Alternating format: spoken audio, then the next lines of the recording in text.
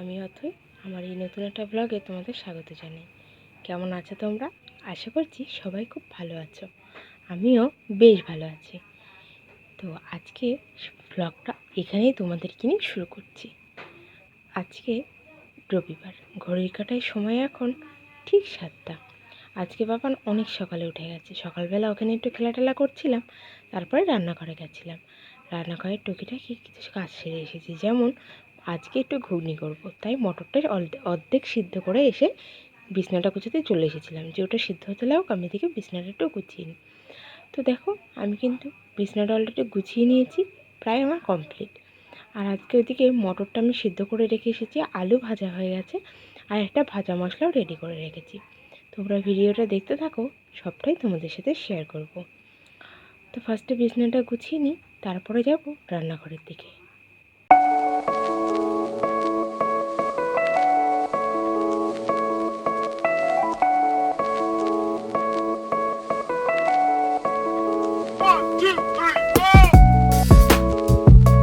দেখো, ওই বিছনা গোছানো হয়ে গেছে।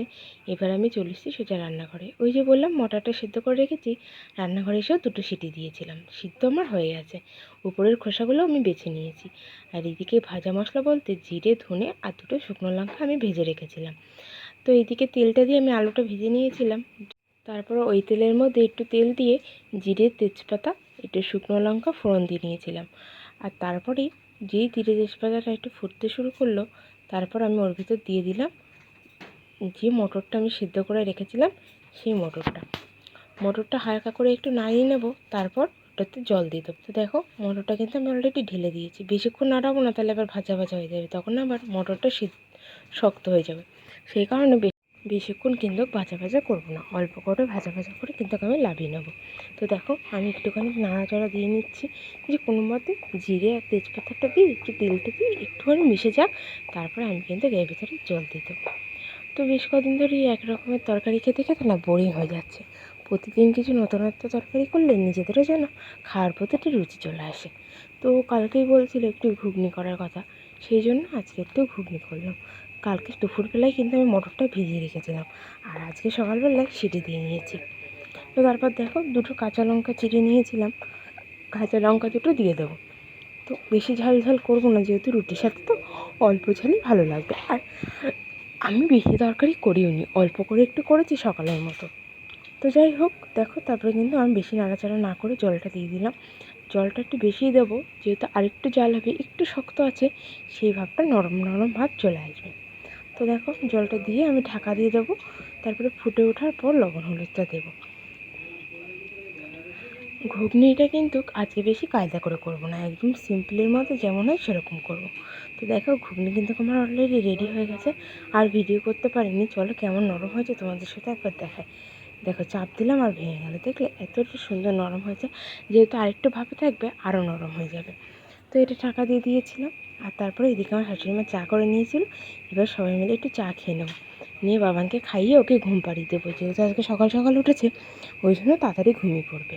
তো দেখো, ঘুমও পাড়িয়ে দিয়েছি, প্রায় 11টা বাজতে গেল। চাটা খেয়ে নিয়ে ওকে খাইয়ে ঘুম পাড়িয়ে দিয়েছিলাম। আর আমার হাজব্যান্ড এখনও যায়নি, যেহেতু কাজের চাপটা কম, ওই জন্য একটু দেরি করে যাবে। আর এদিকে আমি ভাত বসে দিয়েছি, আমার শাশুড়িমা রুটি খাচ্ছে, আমার রুটিটাও থালে বেড়ে রেখেছে, আমিও এবার খেয়ে নেবো। আর ওইদিকে কাঁঠালের বিচি সিদ্ধ করা হয়ে গেছে, শ্বশুরমশাই সবজি কাটছে। তারপরে আমি এদিকে বেগুন ভেজে নিচ্ছিলাম, আজকে একটু নিম বেগুন হবে, বেগুনটা ভেজে নেব। এইদিকে মানে ডাল সিদ্ধ হচ্ছে, এদিকে চিংড়ি মাছ ছিল, কালকে এনে ফ্রিজে রাখা হয়েছিল, পটল চিংড়ি হবে, সেই জন্য চিংড়ি মাছটা আগে বের করে জল দিয়ে রেখেছি।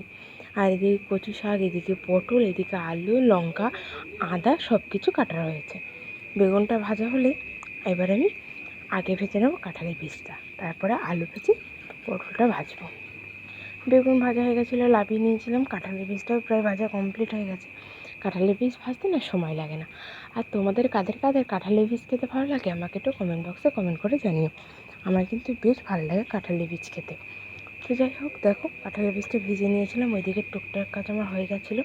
তারপর বাবানকে লেবুর রসটা খাবো বলে লেবুর রসটা করে নিচ্ছিলাম। 2 দিন অন্তর অন্তর লেবুর রসটা দিচ্ছি, প্রত্যেক দিন দিচ্ছি না, ওরা আবার একটু ঠান্ডা ঠান্ডা ভাব দেখছি হয়েছে, যার কারণে লেবু রসটা প্রত্যেক দিন দিচ্ছি না।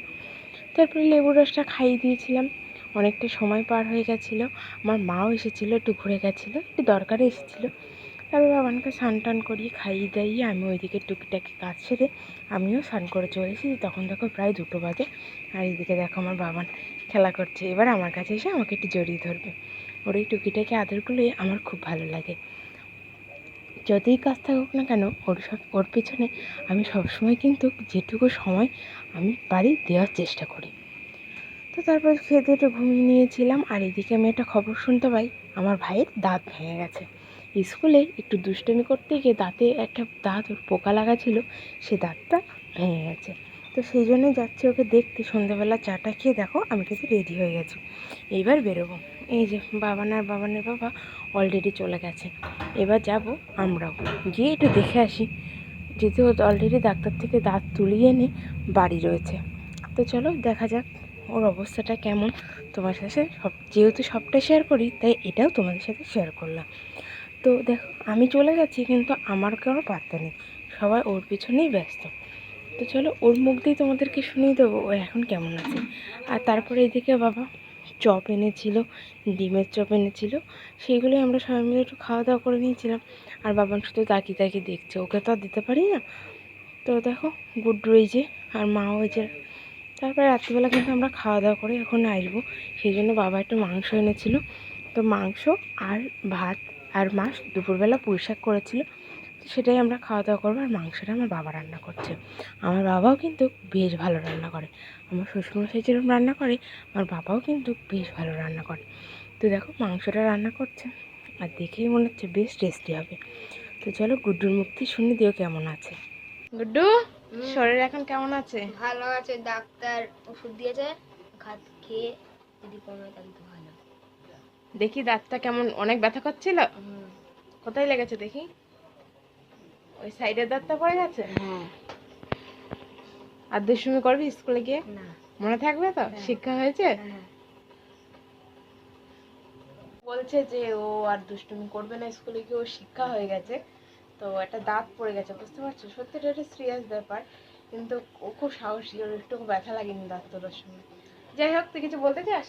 হ্যাঁ, আমার দিদির চ্যানেলটা সাবস্ক্রাইব, লাইক, কমেন্ট, বেল বাটনটা চালু করে দিলে যাতে ভিডিও ছাড়লে পৌঁছে যায়, এই বলতে চাই। আচ্ছা, ওই বললো তোমরা প্লিজ ওর কথাটা শোনো, যারা সাবস্ক্রাইব করে না অবশ্যই কিন্তু চ্যানেলটাকে সাবস্ক্রাইব করে দিও। তো চলো ভিডিওটা কন্টিনিউ করতে থাকে, আশা করছি ভিডিওটা তোমাদের ভালো লাগবে। আর ভিডিওটা সাথে থেকো তোমরা সবাই। চিকেন কষা কার জন্য? কার জন্য? তোর জন্য। দেখো গরম গরম চিকেন কষা, এটা শুধু বাবার বাড়িতেই সম্ভব, তাই না বলো? এরকম বসে থাকো আর ভাই এরকম চিকেন কষা নিয়ে আসবে। তো চলো খেয়ে নিই আমরা একটু মজা করে। চলে এসেছি, আর বাড়ি চলে এসে আমার ড্রেস চেঞ্জ করা হয়ে গেছে, বাবানকে খাইয়ে ঘুম পাড়িয়ে দিয়েছি। ওই দেখো বাবান ঘুমাচ্ছে। তো এখনকার মতো ভিডিওটা এখানেই এন্ড করছি। ভিডিওটা তোমাদের কেমন লাগলো অবশ্যই কিন্তু কমেন্ট বক্সে কমেন্ট করে জানিও। যদি ভালো লাগে থাকে অবশ্যই like, comment, share and subscribe করে দিও। দেখা হবে নেক্সট কোনো একটা ব্লগে। ততক্ষণ সবাই ভালো থেকো, সুস্থ থেকো, টাটা।